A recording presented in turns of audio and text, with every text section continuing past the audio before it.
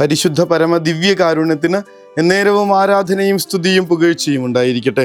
പരിശുദ്ധ പരമ ദിവ്യകാരുണ്യത്തിന് എന്നേരവും ആരാധനയും സ്തുതിയും പുകഴ്ചയും ഉണ്ടായിരിക്കട്ടെ. പരിശുദ്ധ പരമ ദിവ്യകാരുണ്യത്തിന് എന്നേരവും ആരാധനയും സ്തുതിയും പുകഴ്ചയും ഉണ്ടായിരിക്കട്ടെ. ഇന്നലെ നമ്മൾ ലോകത്തെ ജയിക്കുന്നതിനെ കുറിച്ച് ധ്യാനിക്കുമ്പോൾ ഇന്ന് ലോകത്തെ ജയിക്കാനായിട്ടുള്ള ഒരേ ഒരു വഴി എന്താണെന്ന് അതേ വചനങ്ങൾ നമ്മളെ ഓർമ്മപ്പെടുത്തും. വിശുദ്ധ യോഹന്നാന്റെ 1-ാമത്തെ ലേഖനം 5-ാമത്തെ അധ്യായം 5-ാമത്തെ തിരുവചനം 5:5. ഇത് ഓർത്തിരിക്കാൻ എളുപ്പമാണ്. ഇതിങ്ങനെയാണ്: യേശു ദൈവപുത്രനാണെന്ന് വിശ്വസിക്കുന്നവനല്ലാതെ മറ്റാരാണ് ലോകത്തെ ജയിക്കുന്നത്? ലോകത്തെ ജയിക്കണമെന്നുള്ളതായിരുന്നു ഇത്രയും നേരത്തെ നമ്മുടെ വിചിന്തനം. ഇന്നലെ മുഴുവൻ ഈ ലോകത്തെ ജയിക്കാനായിട്ട് ഒറ്റ കാര്യം, അത് ഓരോരോ ഒറ്റ കാര്യം കൊണ്ട് മാത്രമേ പറ്റുള്ളൂ. യേശു ക്രിസ്തു യേശു ദൈവപുത്രനാണെന്ന് വിശ്വസിക്കുന്നവനല്ലാതെ മറ്റാരാണ് ലോകത്തെ ജയിക്കുന്നത്? ഒരേ ഒരു ദൈവം, ഒരേ ഒരു കർത്താവ്, ആ ഒരൊറ്റ വഴി, എനിക്ക് രക്ഷപ്പെടാനായിട്ട് വേറെ വഴിയൊന്നുമില്ല എന്ന് വിളിച്ചു പറഞ്ഞവരെ കൊണ്ടാണ് ഈ ക്രൈസ്തവ മതം ഇങ്ങനെ പടർന്നു തുടങ്ങിയത്. ജയിലിൽ കിടക്കുമ്പോൾ മരണത്തിന് തൊട്ടു മുൻപിൽ നിന്ന് ഈ മനുഷ്യർ വിളിച്ചു പറയാണ്, കർത്താവായ യേശു ക്രിസ്തുവിൽ വിശ്വസിക്കുക, നീയും നിന്റെ കുടുംബവും രക്ഷ പ്രാപിക്കും. അത് നമ്മളിപ്പോൾ വെറുതെ ധ്യാനത്തിന് പറയുന്ന കാര്യമല്ല, നേരെ മറിച്ച് തങ്ങളെ ആരാണോ ജയിലിലിട്ടത് ആ ജയിലിൻ്റെ അധിപന്മാരായിട്ടുള്ള മനുഷ്യരെ നോക്കിയിട്ട്, അതിൻ്റെ ഉത്തരവാദിത്വപ്പെട്ട ജനറലുകളെ നോക്കിയിട്ട് ശിഷ്യന്മാർ വിളിച്ചു പറയുന്ന കാര്യമാണ്, കർത്താവായ യേശു ക്രിസ്തുവിൽ വിശ്വസിക്കുക, നീയും നിന്റെ കുടുംബവും രക്ഷ പ്രാപിക്കും. അവരെ ജ്ഞാനസ്നാനപ്പെട്ട് കർത്താവിങ്കിലേക്ക് വരുന്നത് ക്രിസ്ത്യാനിയായി മാറുന്നതൊക്കെ നമ്മൾ കാണേണ്ട വചനത്തിൽ. യേശു ദൈവപുത്രനാണെന്ന് വിശ്വസിക്കുന്നവനല്ലാതെ മറ്റാരാണ് ലോകത്ത് ജയിക്കുന്നത്? തങ്ങളെ കൊന്നുകളയാനായിട്ട് കഴിവും അധികാരവുമുള്ള മനുഷ്യരുടെ മുൻപിൽ നിന്ന് അവർ പറയാണ്, യേശു ക്രിസ്തു ദൈവമാണ്, ദൈവപുത്രനാണ്, അവനാണ് ദൈവപുത്രൻ. ഈ മനുഷ്യരെ നമ്മൾക്ക് മണ്ടത്തരമാണ് കാണിക്കുന്നത്. ചില സമയത്തൊക്കെ ഓർക്കും മിണ്ടാതിരുന്നാൽ പോരെ, എന്നിട്ട് പുറത്തിറങ്ങിയിട്ട് ഇവർ പറഞ്ഞോട്ടെ. എലയാസറിനോട് ആ മനുഷ്യർ പറയണത് പോലെ, നിങ്ങൾ പന്നി മാംസമാണെന്ന് പറഞ്ഞ് സാധാരണ മാംസം ഭക്ഷിക്കുക, അപ്പോൾ ചക്രവർത്തിയുടെ കയ്യിൽ നിന്ന് രക്ഷപ്പെടാമല്ലോ. പക്ഷെ അയാൾ പറയേണ്ട, അഭിനയം നമുക്ക് ചേർന്നതല്ല, ഈ പ്രായത്തിന് അഭിനയം ചേർന്നതല്ല, ഞാൻ ജീവിച്ച വിശ്വാസത്തിനും ചേർന്നതല്ല. അങ്ങനെ ഇപ്പോൾ ഈ രാജാവിൻ്റെ മുൻപിൽ, ഈ ജയിലധികാരികളുടെ മുൻപിൽ കർത്താവിനെ വിളിച്ചു പറയാതെ ദൈവത്തെ നിന്ദിച്ച് തള്ളിപ്പറഞ്ഞൊക്കെ പുറത്തു പോയിട്ട് ഈശോയെ പറ്റി പറയാനൊക്കെ പറ്റുമായിരുന്നു. പക്ഷേ അതുകൊണ്ട് എന്താ ഉപയോഗം? ഇപ്പോൾ ഉണ്ടാകാൻ പോകുന്ന കാര്യം, ഈ അധികാരികളുടെ മുൻപിൽ, രാജാക്കന്മാരുടെ മുൻപിൽ, തങ്ങളെ കൊല്ലാനായിട്ട് അധികാരമുള്ള, ഇങ്ങനെ അതിനായി നോക്കി നിൽക്കുന്ന ചക്രവർത്തിമാരുടെ മുൻപിൽ യേശു ദൈവമാണെന്ന് വിളിച്ചു പറയുമ്പോൾ അവർക്ക് പോലും മാനസാന്തരം ഉണ്ടായി എന്നുള്ളതാണ്. അങ്ങനെയാണ് ഒരാൾ ലോകത്ത് ജയിക്കണേ. യേശു ദൈവപുത്രനാണെന്ന് വിശ്വസിക്കുന്നവനല്ലാതെ മറ്റാരാണ് ലോകത്തെ ജയിച്ചിരിക്കുന്നത്? അങ്ങനെ വിളിച്ചു പറയുന്നവരിലൂടെയാണ് ക്രിസ്തു ഈ ലോകം നിറയണത്. അങ്ങനെ ജീവിച്ചിരിക്കുന്നവരിലൂടെയാണ് ക്രൈസ്തവ വിശ്വാസം ഈ ലോകം മുഴുവൻ പരക്കുന്നത്. ഈ ലോകത്തെ വിജയിക്കുന്നവൻ്റെ നാവിൽ എപ്പോഴും ഉണ്ടാകും, ഈശോയാണ് ദൈവം, ഈശോ ദൈവപുത്രനാണ്. കർത്താവെ, ഞങ്ങൾ വേറെ എവിടെ പോകാനാ? നിത്യജീവൻ്റെ വാക്കുകൾ നിൻ്റെ പക്കലാണല്ലോ ഉള്ളതെന്നുള്ള പത്രോസ്ലീഹയുടെ നിലവിളിയുണ്ടല്ലോ. അത് ഈ ലോകത്തിലേക്ക് ഒരിടത്തേക്കും പോയിട്ട് കാര്യമില്ല. കർത്താവെ, നിന്നിൽ മാത്രമാണ് ആശ്രയമെന്ന് ഉറപ്പ് കിട്ടിയ, ബോധ്യപ്പെട്ട, ലോകം വേണ്ടെന്ന് വെച്ച ഒരാളുടെ നിലവിളിയാണത്. കർത്താവെ, ഞങ്ങൾ വേറെ എവിടെ പോകാൻ? ലോകത്തെ ജയിച്ച ഒരാളുടെ ബോധ്യത്തോടു കൂടെയുള്ള തെളിച്ചമുള്ള ഏറ്റുപറച്ചിലാണത്. കർത്താവെ, ഞങ്ങൾ വേറെ എവിടെ പോകാനാണ്? അങ്ങനെ ഒരാളെ ഇന്നത്തെ സുവിശേഷത്തിൽ നമ്മൾ കാണും. ഒരു കുഷ്ഠരോഗി വന്ന് അവനെ കണ്ട് സാഷ്ടാംഗം പ്രണമിച്ചിട്ട് പ്രാർത്ഥിച്ചു. അതെല്ലാം സാധാരണക്കാർ ചെയ്യുന്ന കാര്യമാണ്. കർത്താവിൻ്റെ മുൻപിൽ രോഗശാന്തിക്ക് വേണ്ടി വരുന്നു, പ്രയാസപ്പെട്ട് വരുന്നു, പ്രാർത്ഥിക്കുന്നു. പക്ഷെ അടുത്ത ഒരു വാക്ക് അയാളെ മറ്റുള്ളവരിൽ നിന്നും എല്ലാവരിൽ നിന്നും വ്യത്യസ്തനാക്കുന്നുണ്ട്. കർത്താവെ, അങ്ങേക്ക് മനസ്സുണ്ടെങ്കിൽ എന്നെ ശുദ്ധനാക്കാൻ കഴിയും. കർത്താവെ, അങ്ങേക്ക് മനസ്സുണ്ടെങ്കിൽ എന്നെ ശുദ്ധനാക്കാൻ കഴിയും. എല്ലാം ദൈവത്തിൻ്റെ ഇഷ്ടത്തിനനുസരിച്ച് മാത്രം നടക്കട്ടെ എന്ന് തീരുമാനിച്ചുറപ്പിച്ച ഒരാൾ. എൻ്റെ ആവശ്യമല്ല ആൾ പറയണത്, നിൻ്റെ ഇഷ്ടം നിറവേറട്ടെ എന്നാണ്. ഇങ്ങനെ ദൈവത്തിൻ്റെ ഇഷ്ടത്തിനനുസരിച്ച് എല്ലാം നടന്നുകൊള്ളട്ടെ എന്ന് പറഞ്ഞ് വിട്ടുകൊടുത്ത ഒരാൾ ഈ ലോകത്ത് ജയിക്കും. മറ്റുള്ളവരുടെ മുൻപിൽ ഇയാളൊരു അത്ഭുതമാണ്. ഇന്നും നമ്മൾ വായിക്കുമ്പോൾ നമുക്കിങ്ങനെ ഒരു ഉൾപ്പുളകമുണ്ടാകുന്ന വിധത്തിൽ ഈ മനുഷ്യൻ പറയാണ്, കർത്താവെ, അങ്ങേക്ക് മനസ്സുണ്ടെങ്കിൽ കുഷ്ഠരോഗിയാണെന്നറിയണം. കഷ്ടപ്പെട്ടാണ് വന്നത് കർത്താവിൻ്റെ മുൻപിൽ.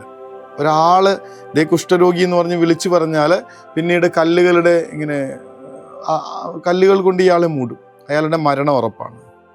പ്രിയപ്പെട്ടവർ പോലും ഇയാളെ വിട്ടുപേക്ഷിച്ച് പോയിട്ടുണ്ട്. മക്കളിങ്ങനെ തലതിരിച്ച് ഇയാളെ വേണ്ടെന്ന് പറഞ്ഞ് പേടിയോടുകൂടെ അകന്നു നിൽക്കുന്നുണ്ടാവും. എന്നിട്ടും പറയും, എനിക്ക് പറ്റണില്ല, എൻ്റെ ജീവിതം അവസാനിച്ചിരിക്കുകയാണ്, എന്നാലും കർത്താവേ നിനക്ക് മനസ്സുണ്ടെങ്കിൽ എന്നെ ശുദ്ധനാക്കാൻ പറ്റും. ഇയാളല്ലേ ലോകത്തെ ജയിച്ചേക്കണേ.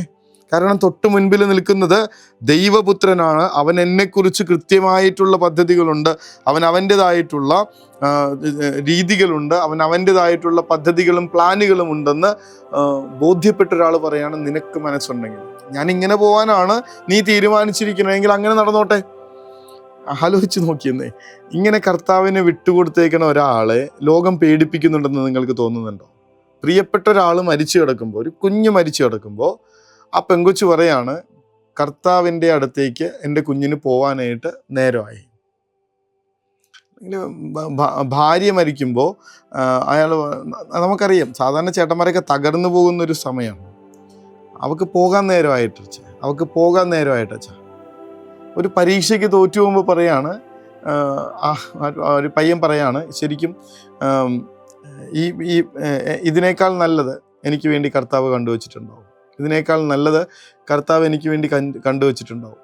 അത് കഴിഞ്ഞ് വേറൊരു കോഴ്സിന് ചേർന്നിട്ട് അവൻ നമ്മളോട് വന്ന് പറയാച്ചാ ഇതായിരുന്നു നല്ലത്. ഇങ്ങനെ സംഭവിക്കുന്നതെല്ലാം നല്ലതിനാണെന്ന്, ദൈവത്തിൻ്റെ ഇഷ്ടത്തിനനുസരിച്ചാണെന്ന്, കർത്താവിൻ്റെ പദ്ധതിക്കനുസരിച്ചാണെന്ന് ഒരാൾ വിശ്വസിക്കുമ്പോൾ അയാൾ ലോകത്തെ കീഴടക്കും.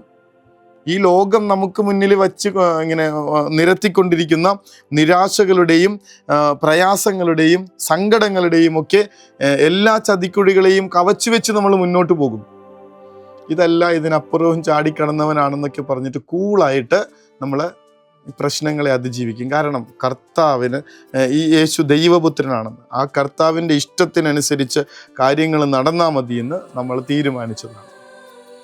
ഇങ്ങനെ ലോകത്ത് ജീവിക്കുന്ന മനുഷ്യരായി മാറാൻ, അവൻ ദൈവമാണെന്ന്, നമ്മൾ ആരുടെ കയ്യിലാണോ നമ്മുടെ ജീവിതം ഏൽപ്പിച്ചിരിക്കുന്നത്, നമ്മൾ ആരിലാണോ പ്രത്യാശ വെച്ചിരിക്കുന്നത്, നമ്മൾ ആരോടാണോ മുട്ടിന്മേൽ നിന്ന് പ്രാർത്ഥിക്കുന്നത്, അവൻ ഈ ലോകത്തിൻ്റെ മുൻപിൽ നമ്മൾ തളർന്നു പോവാതിരിക്കാൻ നമുക്കൊപ്പം നിൽക്കുമെന്നുള്ള ഉറപ്പോടുകൂടെ ഈ ലോകത്തിൻ്റെതായിട്ടുള്ള എല്ലാ പ്രയാസങ്ങളെയും അതിജീവിക്കാനുള്ള കരുത്തിന് വേണ്ടി നമുക്കൊന്ന് പ്രാർത്ഥിക്കാം.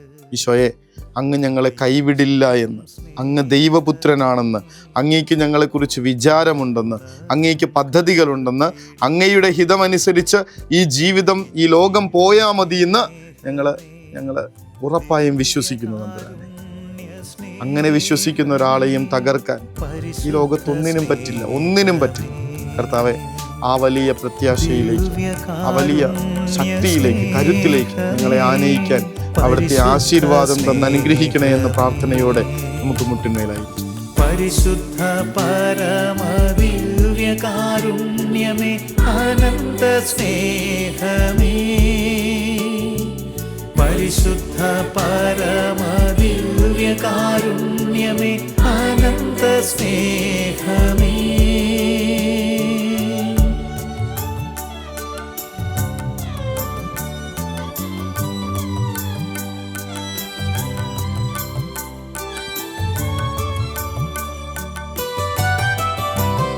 പരിശുദ്ധ പരമ ദിവ്യകാരുണ്യത്തിന് എന്നേരവും ആരാധനയും സ്തുതിയും പുകഴ്ചയും ഉണ്ടായിരിക്കട്ടെ. പരിശുദ്ധ പരമ ദിവ്യകാരുണ്യത്തിന് എന്നേരവും ആരാധനയും സ്തുതിയും പുകഴ്ചയും ഉണ്ടായിരിക്കട്ടെ. പരിശുദ്ധ പരമ ദിവ്യകാരുണ്യത്തിന് എന്നേരവും ആരാധനയും സ്തുതിയും പുകഴ്ചയും ഉണ്ടായിരിക്കട്ടെ. കർത്താവേ, അങ്ങ് സജീവ ദൈവത്തിൻ്റെ പുത്രനായ മിശിഹായാണ്. ചുറ്റുമിങ്ങനെ ഉയരുന്ന പല സംസ്കാരങ്ങളുടെ, പല ദേവന്മാരുടെ പ്രതിമകൾക്ക് മുൻപിൽ നിന്നുകൊണ്ട് പത്രോസ്ലിഹയുടെ വിശ്വാസ പ്രഖ്യാപനമാണ്, നീ സജീവ ദൈവത്തിൻ്റെ പുത്രനായ മിശിഹായാണ്. ഈ ലോകത്തെ മുഴുവൻ ജയിച്ചൊരാളുടെ ഏറ്റുപറച്ചിൽ നടത്താനായിട്ടുള്ള കൃപയും അഭിഷേകവും തെളിച്ചവും നൽകണമേ തമ്പുരാനെ എന്ന വലിയ പ്രാർത്ഥനയോടുകൂടെ നമുക്ക് ഉറക്കത്തിലേക്ക് പോകാം. സ്വർഗം നമ്മളെ പ്രകാശിപ്പിക്കട്ടെ. കരുണതൻ കയർ പിടിച്ച് നയിച്ചിടും സ്നേഹമേ, ദിവ്യകാരുണ്യ സ്നേഹമേ, പരിശുദ്ധ സ്നേഹമേ,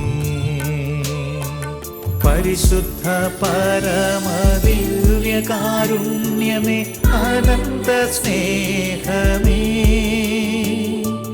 പരിശുദ്ധ പരമദിവ്യകാരുണ്യമേ,